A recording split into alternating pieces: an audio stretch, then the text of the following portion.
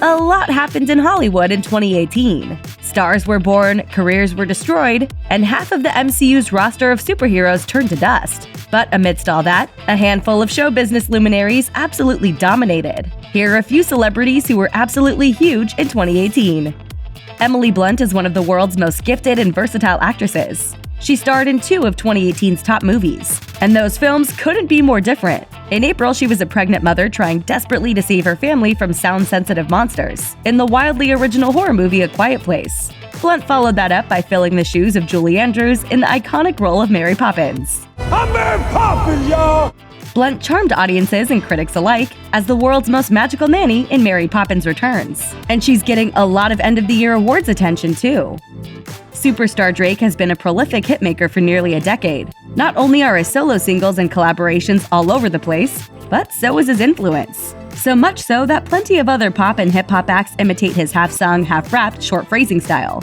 While he's recorded with the likes of Nicki Minaj, Rihanna, and Lil Wayne, and has scored plenty of massive hits, Drake somehow got even more popular in 2018. Drizzy topped the Billboard Hot 100 with 3 songs in 2018: God's Plan, In My Feelings, and Nice for What. Altogether, Drake's song spent a record 29 weeks at number 1 in 2018, more than any other artist has ever spent atop the Hot 100 in a single calendar year, not to mention In My Feelings spawning a popular meme, or his album Scorpion ending up among the year's most listened to releases.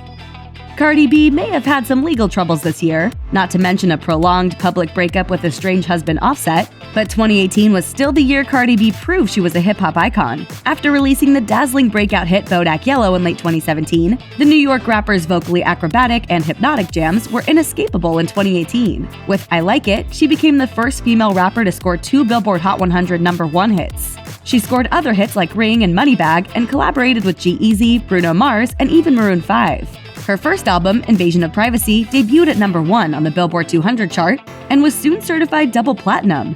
She did it all while spending most of the year either pregnant or tending to her newborn baby girl culture. Like fellow pop stars Madonna and Cher, who both proved they could be stars on screen as well as on stage, Lady Gaga is too talented to be confined to one medium. She's one of the biggest stars and personalities of the past decade, and 2018 might have been her biggest year yet, even though she didn't even release a solo album. Lady Gaga proved her acting chops in 2018 after accepting the role of Ally, a talented bar singer who becomes a superstar, in director/co-star Bradley Cooper's touching, beloved remake of A Star is Born. Gaga proved that she could act as well as she could sing. She received nominations for her gig from both the Screen Actors Guild and the Golden Globes. She might even win herself an Oscar for the role, but we'll just have to wait and see. Michael B. Jordan has been a working actor for nearly 2 decades, with his breakout role as teen drug dealer Wallace on HBO's The Wire in 2002. When he wowed critics in 2013's Fruitvale Station, it seemed Jordan was headed for the A-list. He finally won himself a spot there just 2 years later, starring as aspiring boxer Adonis Johnson in the Rocky film Creed. And yet 2018 was actually the year that Jordan truly became a superstar. I lived my entire life waiting for this moment. The actor had 3 huge roles in 2018. He portrayed Adonis Johnson once again in Creed 2, Guy Montag in a big-budget adaptation of Ray Bradbury's classic dystopian novel Fahrenheit 451, and of course, Eric Killmonger in Black Panther. Jordan both elevated and stole the movie with his thoughtful, nuanced work as a complex, often sympathetic villain. It's easy to love Donald Glover because he's so good at everything he tries. Early in the year, Glover unveiled the 2nd season of Atlanta, his genre-defying, totally original, and often surreal series. Glover received 4 Emmy nominations for Atlanta this year, 1 each for acting, directing, writing, and producing. Glover also emerged unscathed from Solo, the Han Solo origin movie. Glover was a charming delight as the young Lando Calrissian, a debonair gambler and smuggler originally played in The Empire Strikes Back by Billy D. Williams. Critics tended to think the underperforming Solo would have been a better movie had there been more Donald Glover in it. The promotion for Solo led to a hosting gig on Saturday Night Live, for which Glover brought not only comic chops but also music. He performed as his rap/soul alter ego Childish Gambino, debuting the song This Is America. Thanks in part to a shocking, compelling music video, that song hit number 1 on the charts a few weeks later. Amy Adams produces stellar work year after year, and unlike a lot of Hollywood big shots, she seems to avoid being typecast completely. Able to excel in everything from dark comedies like American Hustle, stark dramas like Doubt, and even boxing movies like The Fighter. And by the way, she earned Oscar nominations for all 3 of those films.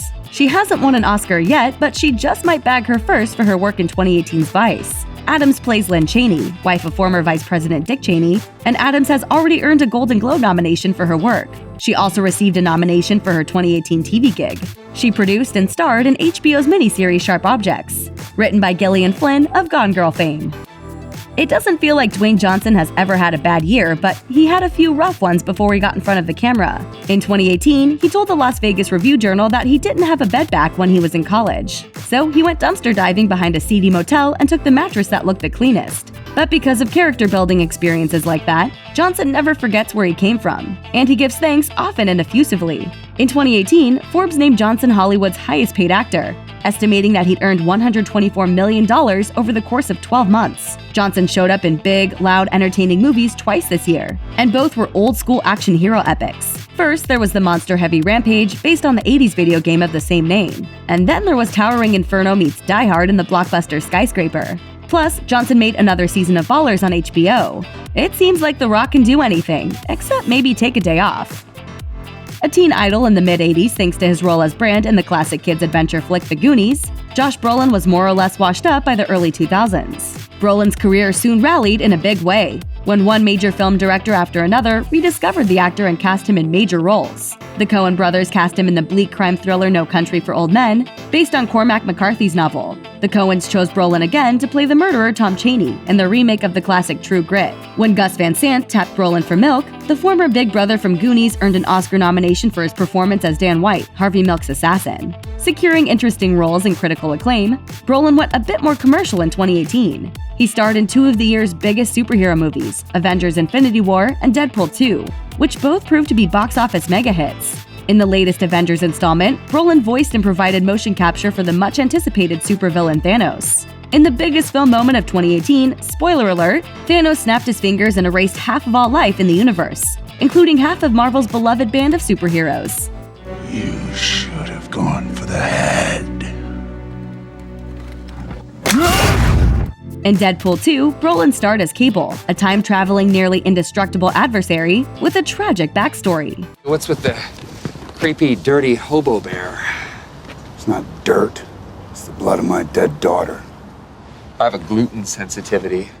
Debuting in 1963, Doctor Who is a science fiction institution. Every few years, the show cycles in new actors to portray the Doctor, a charismatic alien genius who traverses time and space in what appears to be a blue police box called the TARDIS. Over the decades, 13 men have played the role, with the most recent star being Peter Capaldi. In 2017, the BBC announced that Jodie Whittaker would take over the gig, making her the first female Doctor in the show's long history. Though she's a veteran actress, stepping into the role of the Doctor could have been a tall order for Whittaker. It's tough enough filling the shoes of one actor, imagine filling 13! But critics in both the US and the UK think Whittaker is fantastic as the Doctor. In reviewing her first appearances on Doctor Who in 2018, Mike Hale of the New York Times said Whittaker's Doctor is, quote, friendlier and less angsty than her predecessors, while Radio Times found her portrayal instantly engaging. Viewers seem to have taken to Whittaker as well. After her casting, ratings for Doctor Who went up by a brilliant 46% in the sought-after 18 to 49 demographic. No matter what anyone else thinks,